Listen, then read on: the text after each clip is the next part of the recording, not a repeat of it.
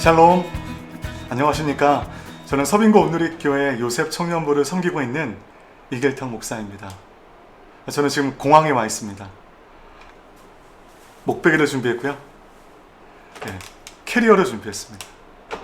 누가 봐도 공항을 통해서 휴가를 떠나는 아주 흥분된 한 사람의 모습을 보실 수 있을 겁니다. 여러분들도 공항 오시면 너무너무 좋죠. 우리는 지난 한 번도 경험해보지 못한 차분한 7월과 8월을 보내고 있습니다. 매년 7월, 8월은 우리가 허락하신 선교적인 부르심을 가지고 전 세계로, 국내로 복음의 열정을 가지고 떠나는 시간들이었는데 아쉽지만 올해에는 우리가 떠나지 못하고 있습니다. 떠나지 못하지만 그러나 녹슬 수 없죠. 저는 그 연장선에서 여러분들의 열정을 깨울 수 있는 강의를 준비하게 되었습니다. 많은 독자들에게 읽히고 있고 또한 읽혔던 4권의 입문서를 선정해서 그 책을 함께 읽으며 그 안에 제가 보기에 담겨져 있는 영적인 메시지를 나누는 시간 갖도록 하겠습니다. 한 가지 말씀드릴 것은 그 책을 무리한 기독교적인 사상으로 평가하지 않을 것입니다. 그리고 기독교적인 관점으로 그 저자를 폄훼하지도 않을 것입니다. 그 책을 제가 읽으면서 나름대로 주신 영적인 메시지를 함께 이 강의와 함께 하신 여러분들과 함께 나누는 시간 갖도록 하겠습니다. 그 첫 번째 시간인데요. 왜 저 사람이 공항에 와 있는가? 첫 번째 책을 만나는 순간 그 의문이 풀려지게 될 것입니다.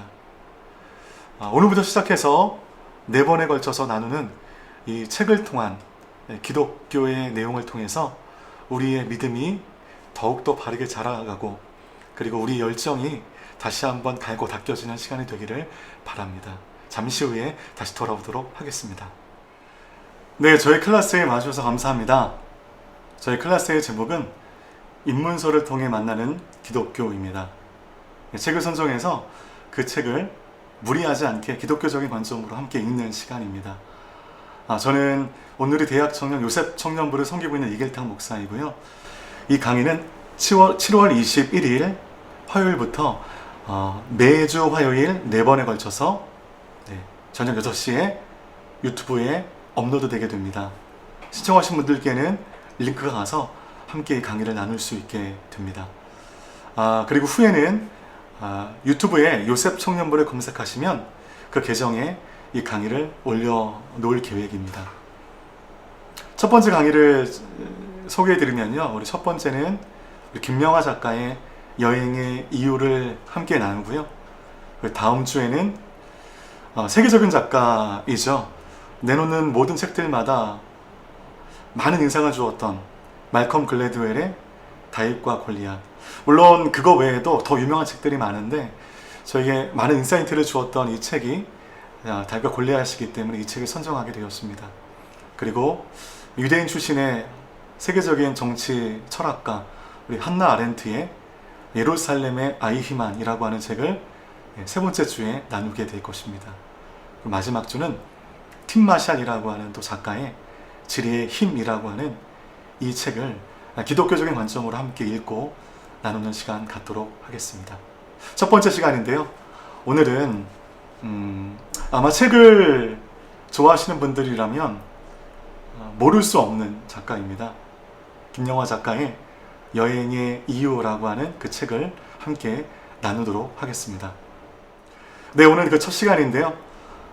우리 김영하 작가의 여행의 이유라고 하는 책을 함께 나누도록 하겠습니다. 그러면 그 왜 첫 번째 강의로 여행이라고 하는 테마를 결정했는가 말씀을 드리면요. 첫 번째는 여러분 지금이 정점의 휴가철 아니겠습니까? 물론 코로나로 인해서 우리가 계획했던 곳으로 갈 수는 없지만 운신의 폭이 많이 좁게 되었지만 나름의 휴가를 준비하실 것입니다. 그래서 이 휴가철을 맞이해서 우리가 늘 떠나는 여행의 의미를 좀 확인하고 싶었고요. 두 번째는 제가 청년부를 담당하다 보니까 저희 주위에 제가 보기에는 너무 과도하게 여행에 몰두하는 사람들이 더러 있었습니다.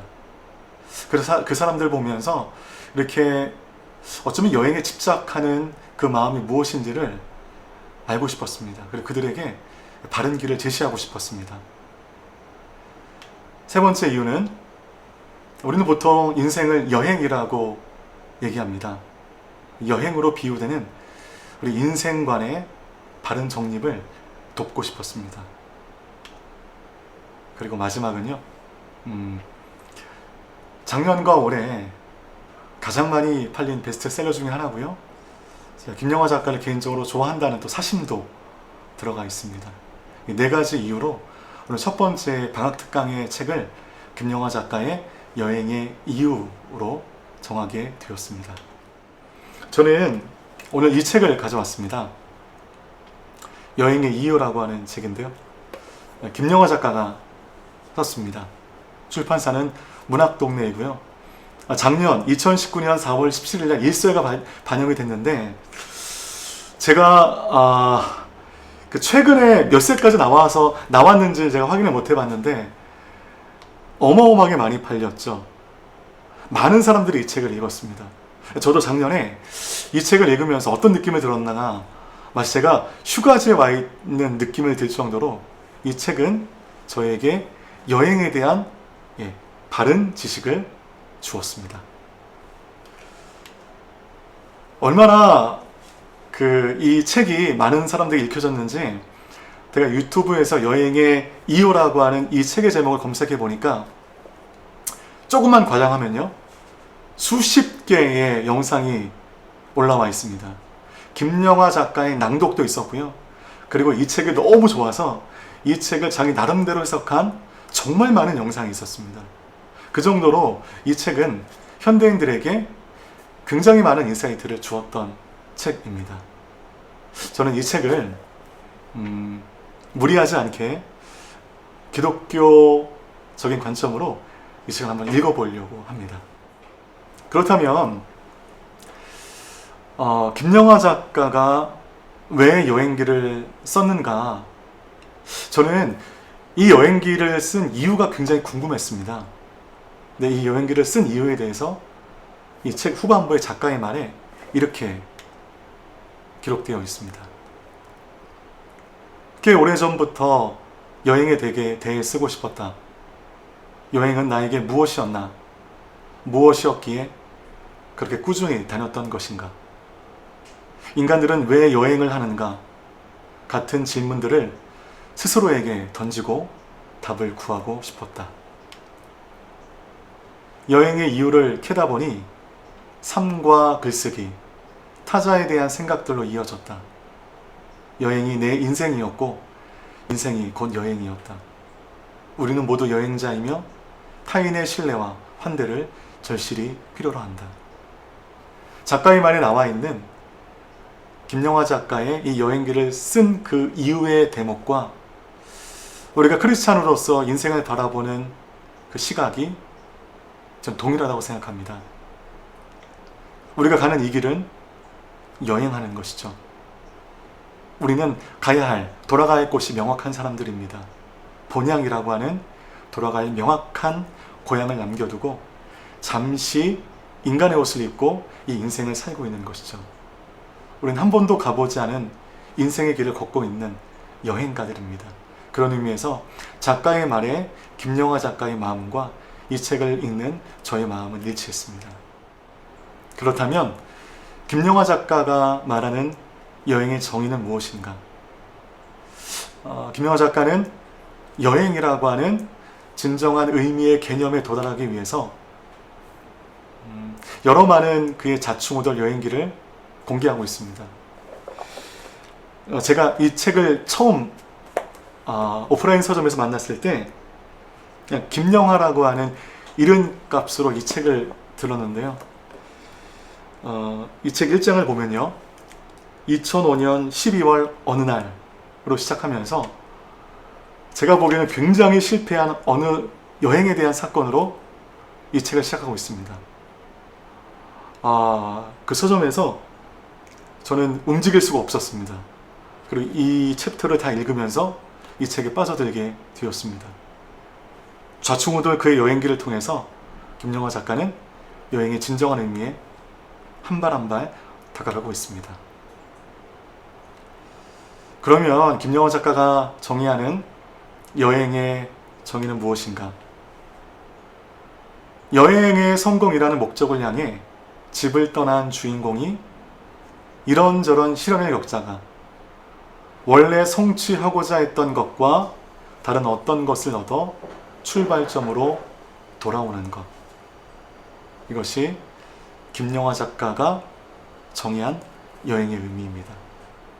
여기서 여러분 어떤 문구가 중요하냐면 이런저런 시련을 겪다가 그리고 원래 성취하고자 했던 것과 다른 것을 얻어. 그럼 이것이 우리가 늘 여행을 떠나면서 경험하기 싫어하는, 그러나 진짜 이 여행이 주는 의미와의 상충되는 지점인 것 같습니다. 자, 여러분, 지금 코로나 때문에 여러분 계획하신 여행을 대부분 떠나지 못하시고 국내에서 차분한 시간을 보내실 텐데, 여러분들이 이제 해외여행을 떠나신다고 했을 때 요번에 다녀온 이 휴가는, 요번에 갔다 온 이 여행은 너무 성공적이야 얘기했을 때 여러분 몇 가지 조건을 드실 것입니다. 어떤 조건이 있을까요? 제가 한 5가지를 준비해 왔는데요. 첫 번째는 여러분들이 이제 여행지에 떠나기 전에 계획을 잘 세우실 것입니다. 첫날은 어딜 가고, 어디서 식사를 하고, 어디를 구경을 하고. 여러분, 이러한 계획들이 잘 진행되어질 때 이번 여행은 성공했지 라고 얘기할 수 있을 것입니다. 또 하나는 여행지에서 먹는 음식들, 우리의 문화와는 다른 생경한 음식들을 많이 만나게 될 텐데, 어떤 허름한 음식점에 가서 어떤 음식을 먹었는데 그 음식이 대박인 거죠. 이럴 때 여러분 세상 말로 신의 한 수라고 하는 말을 하지 않습니까? 이럴 때 와! 이번에 여행은 성공이야 라고 또 얘기합니다. 또 있죠. 여러분 해외로 나갔는데 공항에서부터 비가 내린다. 이 비가 여행이 끝날 때까지 내린다. 여러분 얼마나 마음이 우울하시겠어요. 때문에 여행지의 날씨는 놀기에 부족함이 없도록 늘 좋아야 됩니다. 이것이 성공된 여행을 만드는 중요한 조건 중에 하나입니다. 또 하나는 여행을 하면서 그 어떤 고생이나 그 어떤 역경이 없어야 하고요.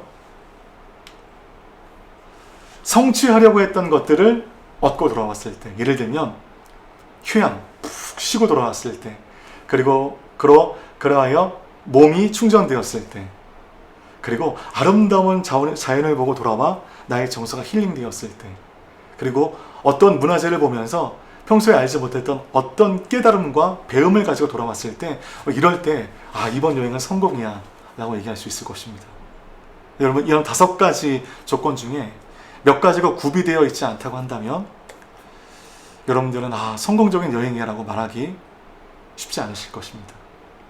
그러면 이러한 조건이 구비되지 않았을 때 우리는 그 여행이 실패인가?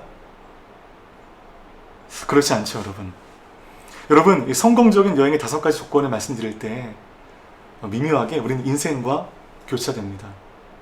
우리는 인생의 성공을 얘기할 때 늘 계획대로 잘 진행이 돼야 되고, 인생의 고난과 역경이 없어야 되고, 인생의 중요한 선택들마다 세상 말로 대박이 나야 되고, 어떤 결핍과 어떤 어려움이 없어야 되고, 이것을 성공적인 삶의 조건으로 삼습니다.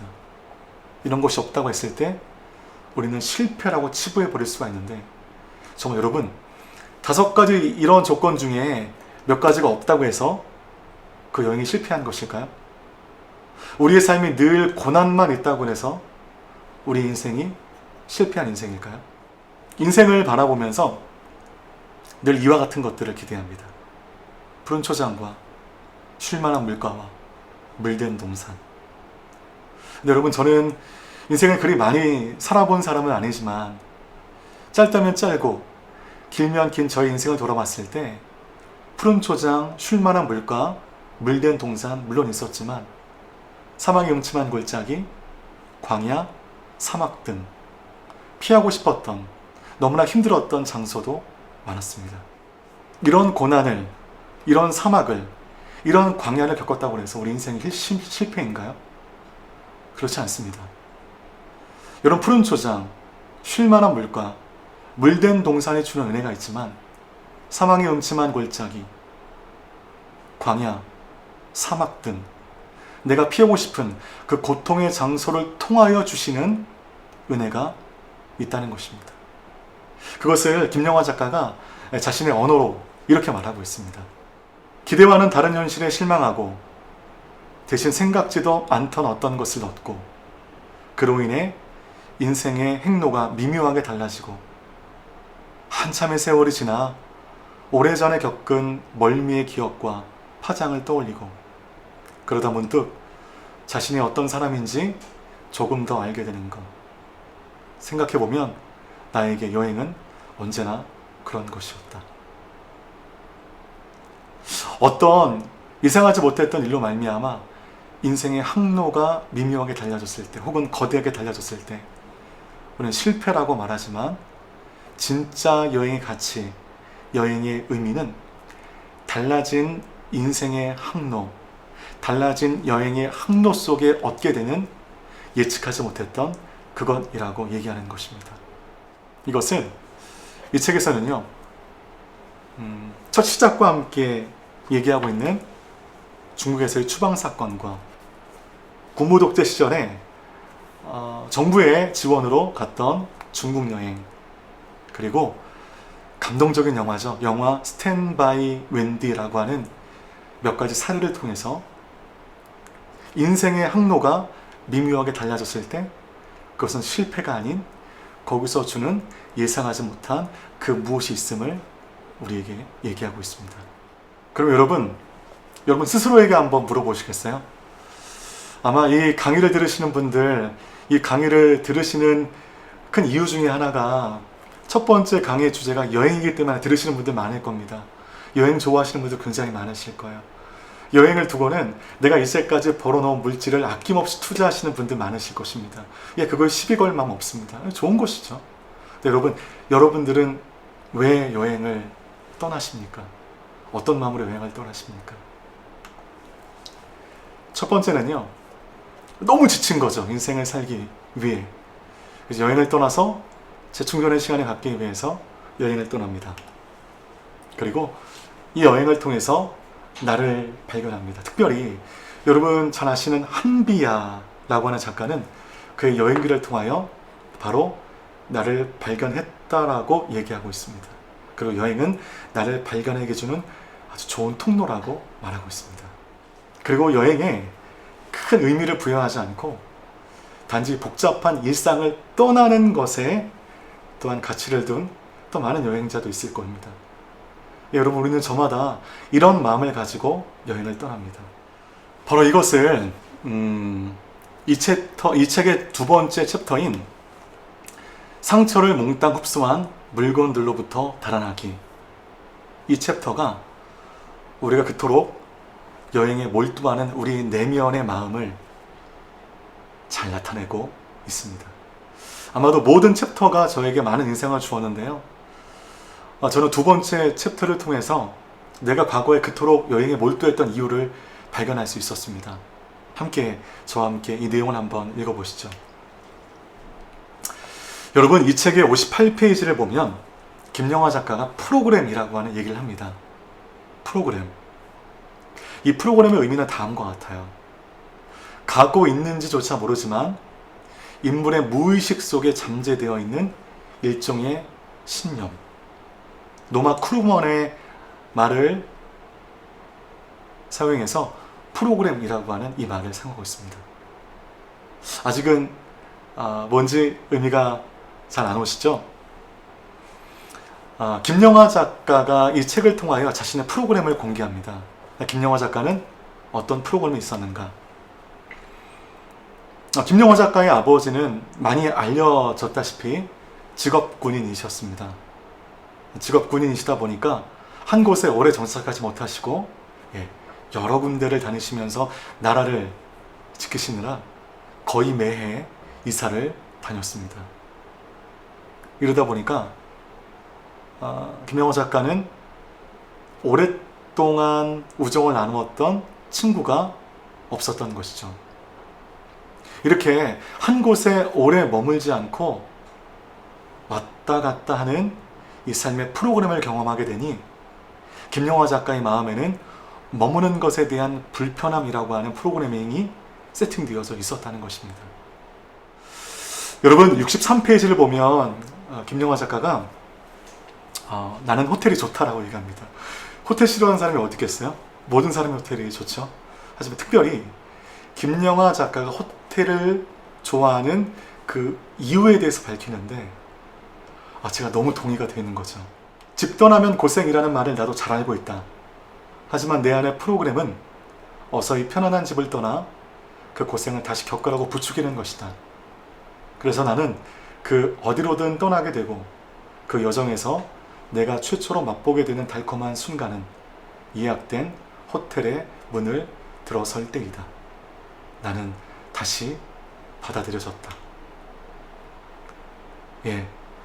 김영하 작가는 그 호텔의 문을 열 때마다 나는 다시 받아들여졌다.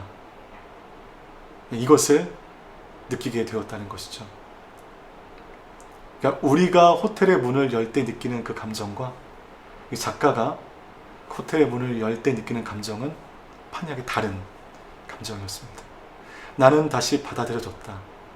김영하 작가의 프로그램으로 인해서 그런 호텔의 문을 열 때마다 바로 이 외침을 들을 수 있었던 것입니다. 오래 살아온 집에는 상처가 있다. 지워지지 않은 벽지의 얼룩처럼 온갖 기억들이 집 여기저기에 들러붙어 있다. 가족에게 받은 고통, 내가 그들에게 주었거나 그들로부터 들은 뼈아픈 말들은 사라지지 않고 집 구석구석에 묻어 있다. 집은 안식의 공간이어야 하지만 상처의 쇼윈도이기도 하다. 고통은 수시로 사람들이 사는 장소와 연관되고 그래서 그들은 여행의 필요성을 느끼는데 그것은 행복을 찾기 위해서가 아니라 자신들의 슬픔을 몽땅 흡수한 것으로 보이는 물건들로 달아나기 위해서이다. 문학은 어떻게 내 삶을 구했는가 라고 하는 책을 통해서 데이빗 실즈는 이렇게 얘기하고 있습니다. 그래서 여러분 우리가 호텔에 가고 호텔로 대변되어지는 여행을 떠나는 내 마음의 깊은 곳에는 집으로부터 받은 상처, 가정으로부터 받은 상처, 이것이 눌러앉은 벽지처럼 내 마음 가운데 더덕더덕 붙어 있다는 것입니다. 그러기에 우리는 그 집을 떠나고 싶고 일상을 떠나고 싶어 하는 것이죠. 그것이 우리를 그토록 여행에 몰두하게 한다는 것입니다. 그래서 요새 많이 회자되고 있는 것이 호캉스라고 하잖아요. 호텔에서 보내는 바캉스. 아마 이 코로나 때문에 호캉스를 휴가로 선택하시는 분들이 더 많으실 텐데 여러분 제 주위에 호캉스 가시는 분들 보면 멀리 가지도 않으시더라고요. 남산 밑에 어느 호텔 그리고 서울시 안에 있는 어떤 호텔 아니 그럴 거면은 왜 호텔에 가? 집에 있지 그런 마음이 들 텐데 바로 이 마음으로 말미암아 우리는 우리의 집과 얼마 떨어져 있지 않지만 그러나 우리의 고통과 상관없는 우리의 일상을 다소간 잊어버리게 하는 그 호텔로 가는 것입니다. 자신들의 슬픔을 몽땅 흡수한 것으로 보이는 물건들로부터 달아나기 위해서 오늘 우리는 인터넷을 열어 항공권을 검색하고 있다는 것이죠. 여러분 이처럼 여행을 과도하게 가는 사람들의 마음에는 어쩌면 이런 인생에 고통과 상처가 있기에 그곳으로부터 떠나고자 여행에 몰두한다는 것입니다. 여러분 그런 생각을 해요. 그렇다면 그런 마음은 충분히 이해하는데 그런 마음으로 여행을 떠나는 것이 과연 옳은 것일까?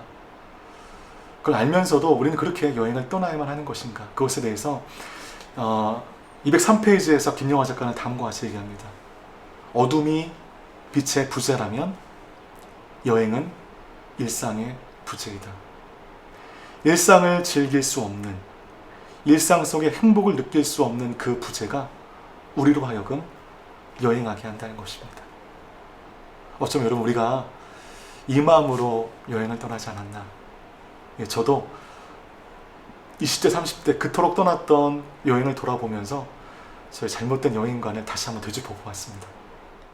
때문에 여러분 현대인들이 느끼는 여행의 이유 전부 다 그렇다고는 볼 수 없습니다.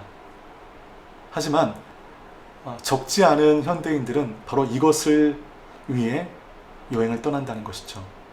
도피입니다. 일상을 피하고 싶은 것이죠.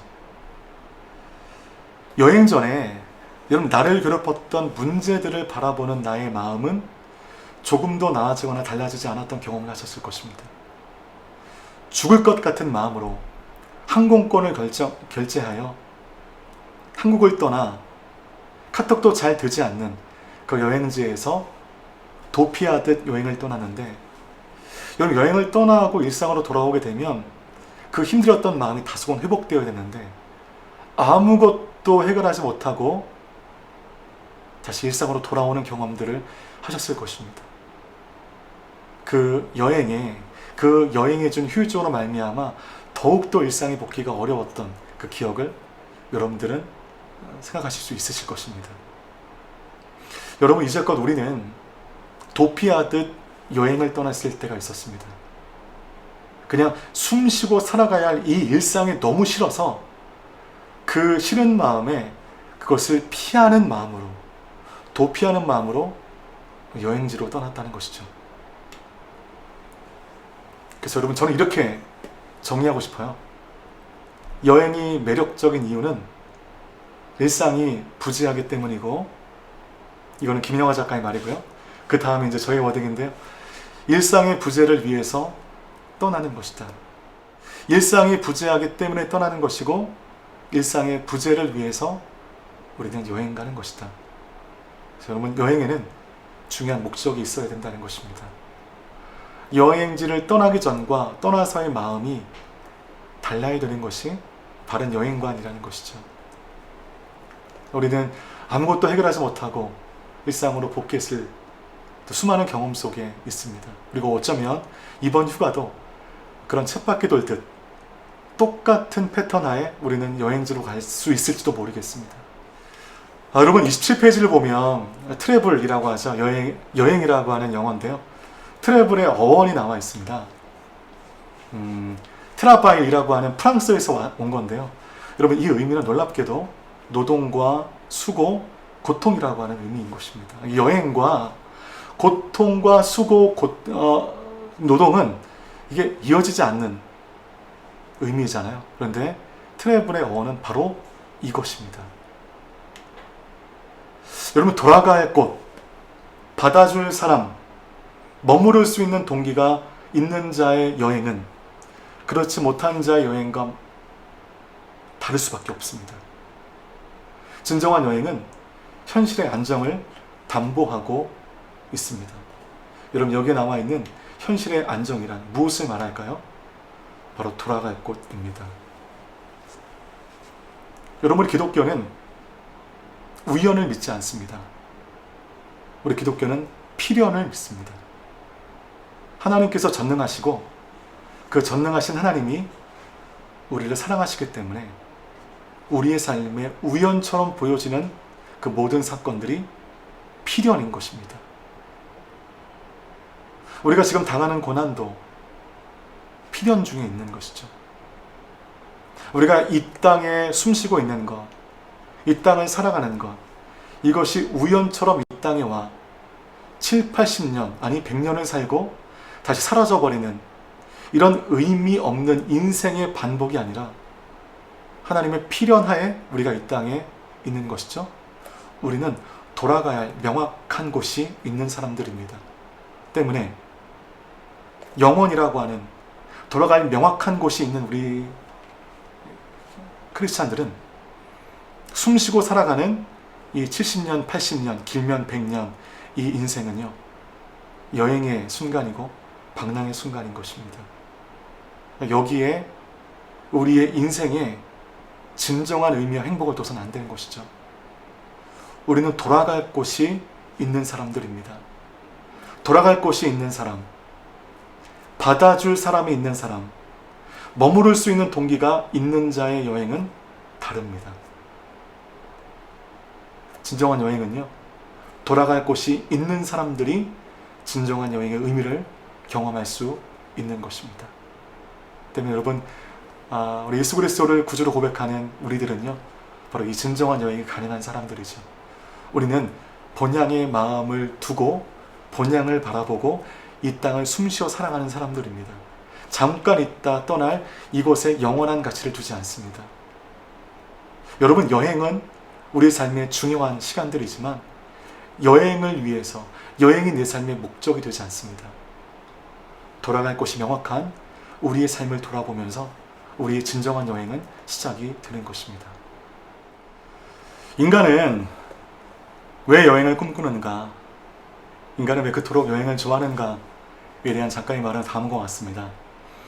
그것은 독자가 왜 매번 새로운 소설을 찾아 읽는가와 비슷할 것이다. 여행은 고되고 위험하며 비용도 든다. 가만히 자기 집 소파에 드러누워 감자칩을 먹으며 텔레비전을 보는 게 돈도 안 들고 안전하다. 그러나 우리는 이 안전하고 지루한 일상을 벗어나 여행을 떠나고 싶어 한다. 거기서 우리 몸은 세상을 다시 느끼기 시작하고 경험들은 연결되고 통합되며 우리의 정신은 일상으로 복귀한다. 일상의 분리를 위해 여행하지만 그러나 결국 그 여행은 나를 일상과 더더욱 단단히 접착하는 것이다. 제가 한번 정의해 보았습니다. 여행은 너무너무 힘든 일상과 분리되기 위해서 여행을 하는데, 근데 여러분, 그 여행이 온전한 여행이 되기 위해서 그 여행은 나를 떠나고 싶었던 그 일상과 단단히 교접하게 한다는 것입니다. 때문에 여러분, 우리가 이제까지 도피하듯 여행을 떠났던 그 마음을 충분히 공감하고 이해하지만 이제부터 떠나셔야 할 여러분들의 여행은 나를 일상과 더욱더 접착하는 통로가 되어야 한다는 것입니다. 여러분, 이것을 성경은요, 경주라고 말합니다. 경주는 어려운 것이죠. 경주는 고통스러운 것입니다. 하지만 이 경주를 피할 수 없습니다. 응애와 함께 이 땅에 태어났을 때부터 우리의 경주는 시작이 되는 것입니다. 만만치 않습니다. 이 경주를 통해서 하나님께서 나를 이 땅에 보내신 이유를 깨닫고 모든 인생들 가운데 허락하신 이 경주, 이 여행을 온전히 해내는 것입니다. 그래서 여러분, 이 여행의 이유가 저에게 준 의미가 있습니다. 간단하게 제가 정리를 해보면요, 여행에서는 실패라는 것이 없다는 것입니다. 여행지에 갔는데 내내 비가 오고 이상한 음식만 먹고 그 계획대로 되는 것이 하나도 없었을 경우, 이것은 이 여행의 실패가 아니었다는 것이죠. 그러한 다른 행로를 통해서 얻어지는 여행의 가치가 충분히 더 클 수 있다는 것입니다. 우리의 인생이 나의 계획대로 되지 않을 때 숱한 고통과 고난으로 점철되어 있을 때 그 인생은 결국 실패하지 않았다는 것입니다. 푸른 초장, 물된 동산, 이것이 주는 은혜가 있지만 광야와 사막이 주는 또 다른 은혜가 있다는 것입니다. 두 번째는, 여행은 현재에 집중하게 하는 훈련을 하게 한다는 것이죠. 여기에 나와 있는 오직 현재라고 하는 세 번째 챕터를 통해서 제가 느꼈던 부분입니다. 여행은 현실과 분리되어 나를 현실과 나누어 살지 않게 합니다. 오히려 여행을 통해서 우리는 현실에 더욱더 몰두하게 하고 현실을 더욱더 성공적으로 살아낼 수 있게 하는 훈련을 하게 한다는 것입니다. 그리고 마지막 세 번째, 여행은 나와 일상을 분리시키지 않고 접착시킨다는 것입니다. 그래서 여러분, 이 강의를 듣는 성도님들, 그리고 이 강의를 들으시는 또 많은 청년들, 일상의 무게로 말미암아 오늘도 여러분들은 떠나고자 하는 그 마음으로 나도 모르게 에어비앤비 사이트를 보시고 땡처리 항공권 사이트를 보실 텐데, 그럼 이제까지 우리는 도피하기 위하여 여행을 떠났습니다. 그리고 여행지 가서도 내 계획대로 되지 않을 때 이 여행은 실패했다 치부해 버렸습니다. 그렇지 않습니다. 여행도, 우리의 인생도 그러한 것으로 실패라 규정하지 않습니다. 여행은 현재의 나를 돌아보게 하는, 현실을 더욱더 잘 살게 하는 힘을 주는 것이고, 여행을 통해서 일상과 분리되지 아니하고 오히려 더욱더 단단하게 접착되는 것.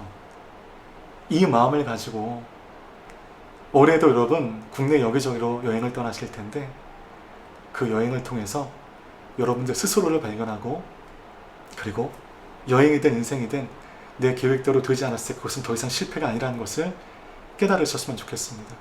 그리고 도피하듯 일상과 분리된 여행이 아닌, 일상과 더욱더 접착이 되어 일상을 살게 하는 훈련을 하게 되는 귀한 경험, 바로 이 시간으로 여러분들의 여행이 사용되어졌으면 좋겠습니다. 여러분, 이 여행의 이유라고 하는 이 책을 통해서 우리가 살아가는 그 인생에 대해서 더 깊은 고민과 더 깊은 나눔이 있게 되기를 바라겠습니다.